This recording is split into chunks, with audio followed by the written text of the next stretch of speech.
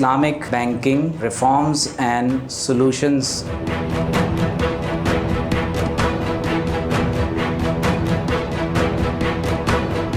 سوال زیر بحث لانا چاہتے ہیں وہ یہ ہے کہ assess and review the current state of Islamic finance operations in the country. اسلامی بینکاری یا اسلام کا اپنا نظام معیشت ہے، اس میں کس قدر پوٹینشیل ہے کہ پورے کنونشنل بینکنگ سسٹم کو ریپلیس کرنے کی اہلیت رکھتا ہے؟ میں گزارش کروں گا سب سے پہلے ڈاکٹر وسیع بٹ صاحب سے، جو ایک معروف عالم دین ہیں اور شرعی ایڈوائزر کی حیثیت سے بھی اپنی خدمات سر انجام دے رہے ہیں، اور ہمدرد یونیورسٹی میں اسسٹنٹ پروفیسر کی حیثیت سے اپنی خدمات سر انجام دے رہے ہیں۔ تو میں گزارش کروں گا کہ ڈاکٹر وسیع بٹ اپنے خیالات کا اظہار فرمائیں۔ بسم اللہ الرحمن الرحیم، نحمدہ و نصلی علی رسول کریم۔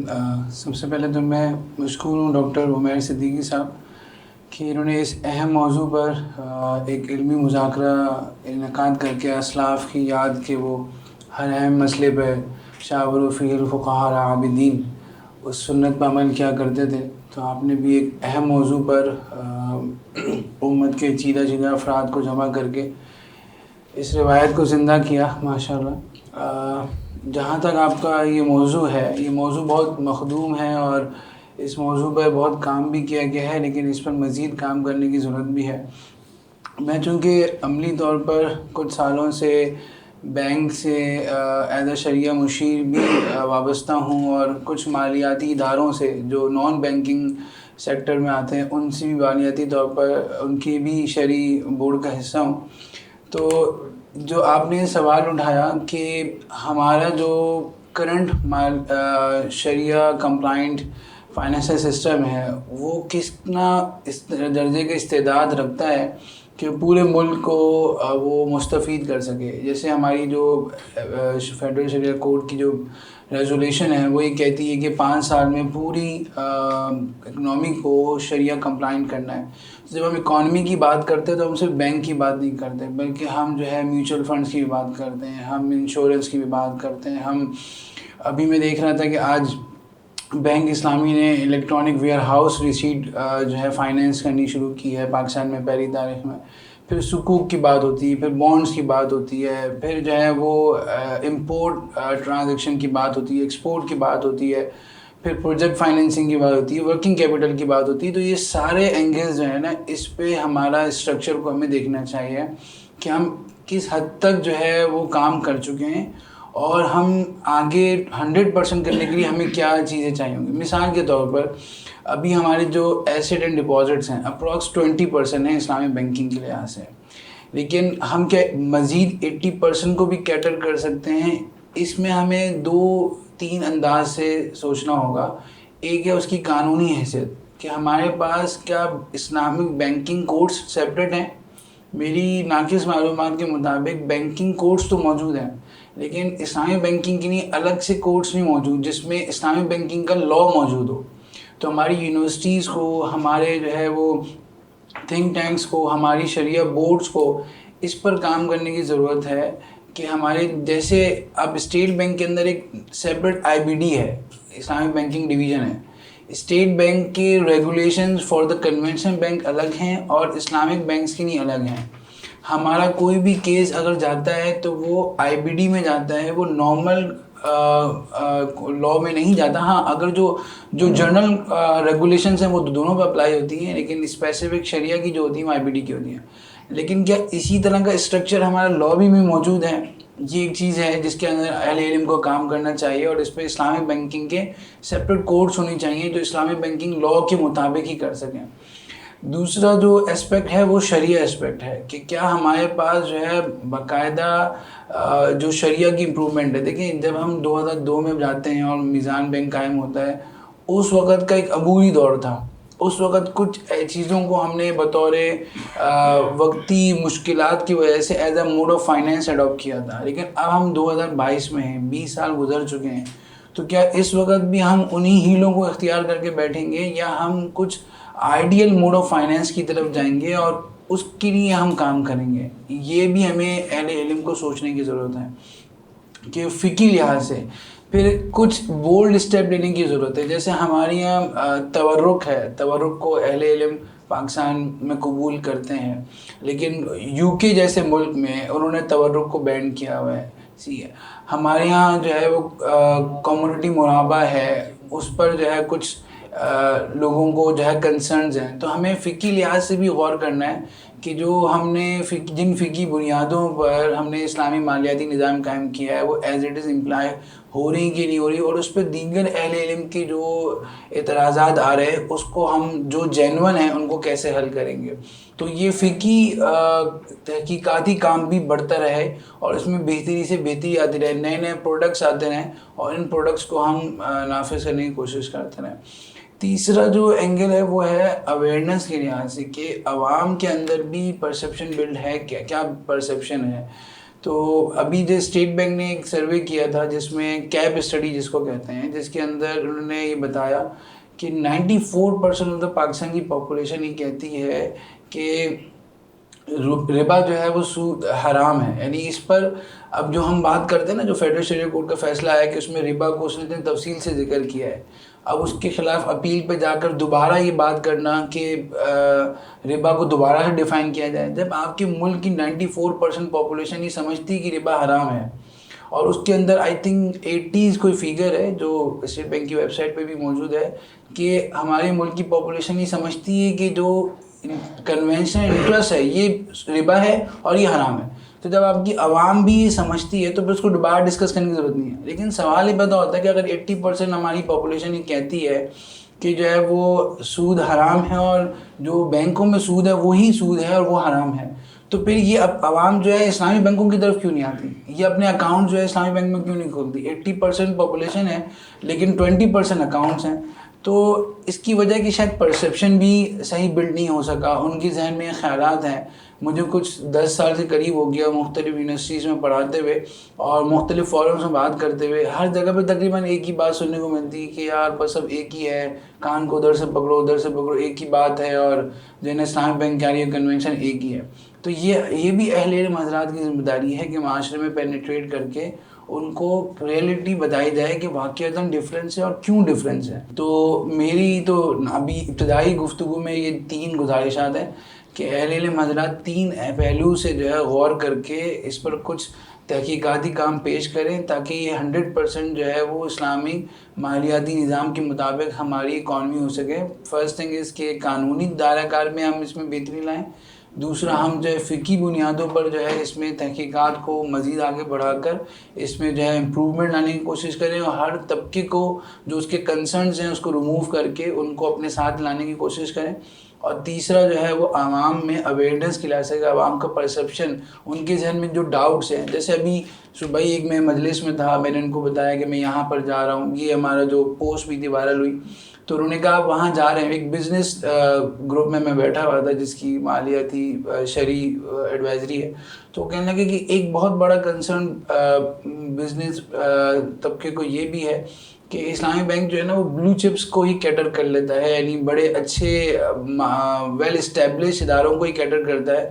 یہ چھوٹے ایس ایم ایز اور چھوٹی چھوٹی جو ادارے ہیں جن کے پاس اتنی کولیٹرل بھی نہیں ہے ان کو کیٹر نہیں کرتا ہے. تو اس پہ میں تھوڑی وضاحت میں نے وہاں کی جو شاید یہاں پر بھی موقع نہ ہو, لیکن یہ پرسیپشن ان کا بلڈ ہوا تو کوئی نہ کوئی ریزنز ہوں گے, تو ان کو بھی ان کے کانسیکوینسز اور ان کے جو بھی ان کے خیالات ہیں اس کو بھی بہتر کرنے کی ضرورت ہے کہ ہم اپنے کولیٹرل سسٹم کو تھوڑا سا دیکھیں کہ ہم کچھ اس میں زیادہ رسک کو ختم تو نہیں کر رہے, ہم کچھ رسک کی طرف آئیں.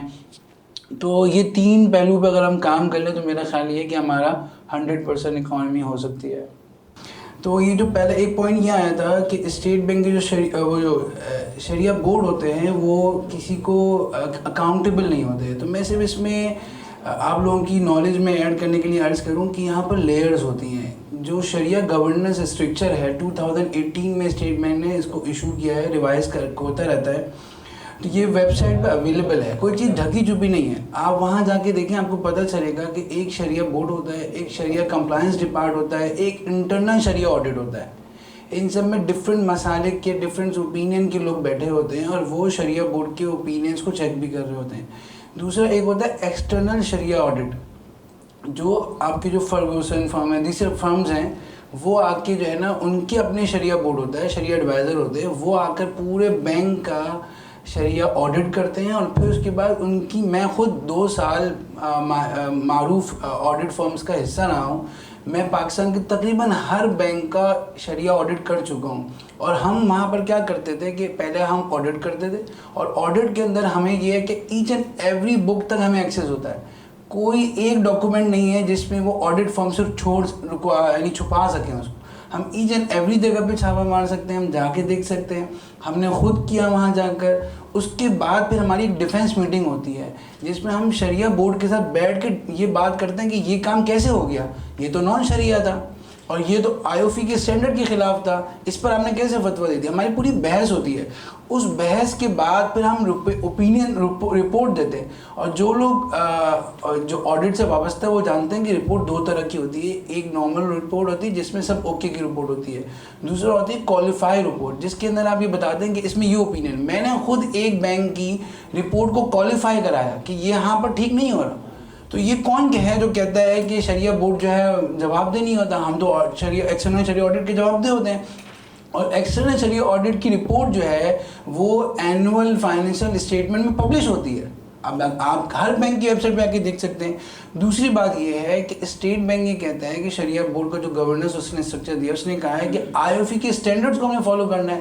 تو ہم کسی بھی جب کسی پروڈکٹ کو ہم ایشو کرتے ہیں فتویٰ، تو ہم IOFI کے اسٹینڈرڈ کے باؤنڈ ہوتے ہیں. اسٹیٹ بینک ہم سے پوچھ سکتا ہے. میں آپ کو خود ایک بات بتاؤں کہ ایک میٹنگ تھی، اس کے اندر ہمیں کہا گیا کہ آپ تیسری بات یہ کہ ہم جو باؤنڈ ہوتے ہیں ہم اپنے منٹس دیکھیں. ہر کوارٹر میں ایک شریعہ بورڈ کی میٹنگ ہونا مسٹ ہے.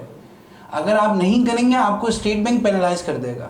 اور اس شریعہ بورڈ کی جو میٹنگ ہوتی ہے اس کی ڈیلیبریٹلی میٹنگ منٹس ہوتے ہیں، 30 منٹ پیجز کے، 40 منٹ پیجز کے منٹس ہوتے ہیں. اور ان منٹس میں ہر بار کی ڈیلیبریشن ہوتی ہے کہ شریعہ بورڈ کے سامنے یہ مسئلہ رکھا گیا، شریعہ بورڈ نے یہ دلائل دی ہے، اور پھر شریعہ بورڈ نے یہ جواب دیا. اس کے پوری بحث مباحثہ کے بعد وہ سبمٹ ہوتے ہیں. اس کے بعد پابندی ہے کہ جب وہ منظور ہو جائیں اس کے 15 دن کے اندر وہ اسٹیٹ بینک میں سبمٹ ہونا ضروری ہے. اور اسٹیٹ بینک کا اپنا شریعہ بورڈ، اسٹیٹ بینک کا پورا ڈویژن اس کو چیک کرتا ہے کہ اس میں جو بات کی گئی ہے شریعہ کے مطابق ہے کہ نہیں ہے. تو ایک مدرسے کا مفتی شاید اتنی جگہوں پہ جواب دہ نہیں ہوگا جتنا ایک شریعہ بورڈ ممبر جتنی جگہوں پہ جواب دہ ہوتا ہے. اور پھر یہ پبلک بھی ہوتی ہیں چیزیں. تو یہ بات بھی حقیقت کے خلاف ہے کہ شریعہ بورڈ ممبر جو ہے وہ آڈیٹیبل نہیں ہوتا. ہر بینک کو اسٹیٹ بینک نے کہا ہے کہ آپ نے ایک جو ہے نا وہ چینل بنانا ہے جس کا نام ہے آسک شریعہ.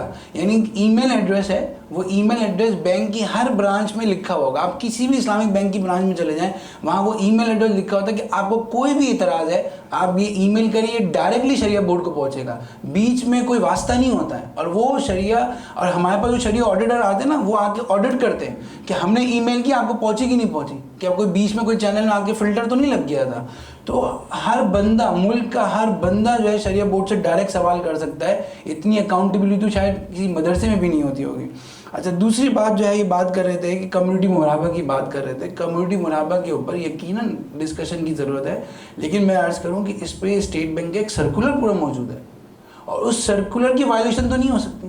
اور اس سرکولر کے اندر کتنی پابندیاں لکھی ہوئی ہیں وہ بڑے حضرات آپ خود جا کے اس کی ویب سائٹ پہ دیکھ لیں کہ آپ نے جو ہے شریعہ بورڈ سے کیا اپروول لینا ہے، کمیونٹی مراقبہ کب کرنا ہے. تو یہ سب چیزیں جو ہے وہاں تو موجود ہیں. تیسری بات جو رننگ مشارکہ پہ بات آ رہی ہے، دیکھیں رننگ مشارکہ کو آپ کہہ رہے ہیں کہ یہ نان کمپلائنٹ ہے. میں آپ کو عرض کروں کہ جو ابھی ہم بات کر رہے تھے کہ IOFI کا اسٹینڈرڈ ہے مشارکہ کا. اس کے اندر جو ہے آپ خود دیکھ لیں، یہ میں آپ کو 3.1.5.8 وہ کہہ رہا ہے taking into account the provision of item 3 it is permissible to agree that if the profit is realised as above a certain ceiling the profit in excess of such a ceiling belongs to a particular partner. وہ تو اس سے زیادہ کی بات کر رہے ہیں. یعنی آپ نے تو بات کی تھی 0.001 کی بات کی تھی. IOFI کا اسٹینڈرڈ یہ کہہ رہا ہے کہ آپ یہ بھی کر سکتے ہیں کہ اس سے زیادہ پروفٹ ہوا تو وہ سارا کا سارا ایک بندے کا ہو گیا. تو IOFI تو رننگ مشارکہ کو اتنا حمایت کر رہا ہے اور آپ کہہ رہے ہیں کہ وہ منع کر رہا ہے. تو اس پر بحث کرنے کی ضرورت ہے. اسٹینڈرڈ ہمارے سامنے ہے، کوئی ڈھکی چھپی بات تھوڑی، ہر ایک کے موبائل میں موجود ہے. پھر اگر ہم بات کرتے ہیں کہ کمپیٹنٹ نہ ہو. آپ کی جو بات آئی کہ شریعہ ایڈوائزر جو ہے کمپیٹنٹ نہیں ہوتے, میں اس پر عرض کروں. دیکھیں دنیا اب جو ہے نا وہ سوشل میڈیا کے دور ہے, ہر چیز کھلی کتاب کی طرح موجود ہے, ہم کسی کو دھوکہ نہیں دے سکتے. اسٹیٹ بینک کا جو شریعہ گورننس فریم ورک ہے اس کے اندر FTP یعنی فٹ اینڈ پراپر کرائٹیریا موجود ہے کہ ہر بینک کا جو شریعہ بورڈ ممبر ہوگا اس کی ایک مخصوص کرائٹیریا ہے کہ اس نے 4 سال تک فتوی کا کام کیا ہو, اس نے اسلامک فائنینس میں ریسرچ پہ کام کیا ہو, اس نے جو ہے وہ اتنا ایکسپیرینس لیا ہو. اس کے بعد اچھا کوئی بھی بینک کسی بھی مفتی کو شریعہ بورڈ ممبر نہیں بنا سکتا جب تک کہ اسٹیٹ بینک سے اپروول نہ ہو جائے, چاہے وہ کتنا ہی رشتہ دار کیوں نہ ہو, کتنا ہی چہیدہ کیوں نہ ہو. اب اس کی پوری کارگزاری جاتی ہے اسٹیٹ بینک پہ. اسٹیٹ بینک دیکھتا ہے کہ کمپیٹنٹ ہے کہ نہیں ہے, پھر وہ الاؤ کرتا ہے. کتنے ہی مفتیان اکرام کو میں جانتا ہوں جن کو بورڈ بینکوں نے کہا کہ ہم ان کو رکھیں گے, ان کے بورڈ نے ہم کہہ دیا کہ ہم ان کو رکھیں گے, لیکن اسٹیٹ بینک نے کہا نہیں کمپیٹنٹ نہیں رکھ سکتے.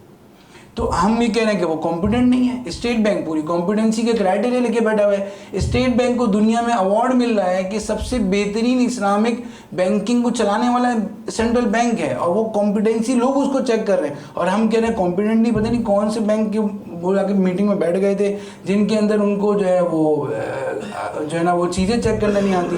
آپ اگر جا کے دیکھیں, ابھی میں ایک بہت ہی پاکستان کے ایک بہت ہی معروف جو ہے نا وہ ماہر معیشت ہیں, ان کے ساتھ ایک میٹنگ تھی ہماری. وہ کہنے لگے کہ ہم حضرت شیخ الاسلام حضرت مفتی تقی عثمانی صاحب کے پاس جا کے بیٹھتے ہیں, ہم کسی موضوع پہ بھی بات شروع کرتے ہیں, وہ اس کی مالیاتی لحاظ سے معیشت کی لحاظ سے پورا اس کے A to Z ہمیں سنا دیتے ہیں, اور ہم سے زیادہ بینکنگ کو وہ جانتے ہوتے ہیں. تو آپ بہت سے شریعہ ایڈوائزر ماشاءاللہ اب تو بینکنگ کو بینکر سے زیادہ اچھا جانتے ہیں.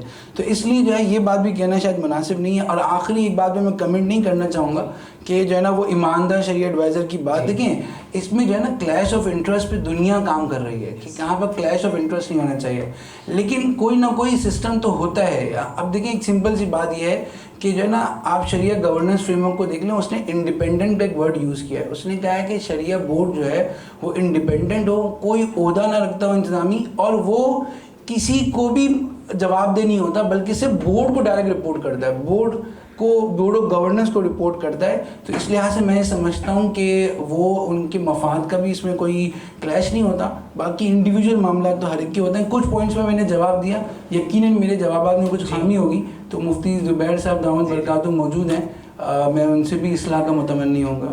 بہت شکریہ ڈاکٹر وسیع فصیح بٹ, جو اس وقت اسلامک بینکنگ سسٹم میں شرعی ایڈوائزر کی حیثیت سے بھی اپنے خدمات سر انجام دے رہے ہیں, اور ہمدرد یونیورسٹی میں اسسٹنٹ پروفیسر ہیں.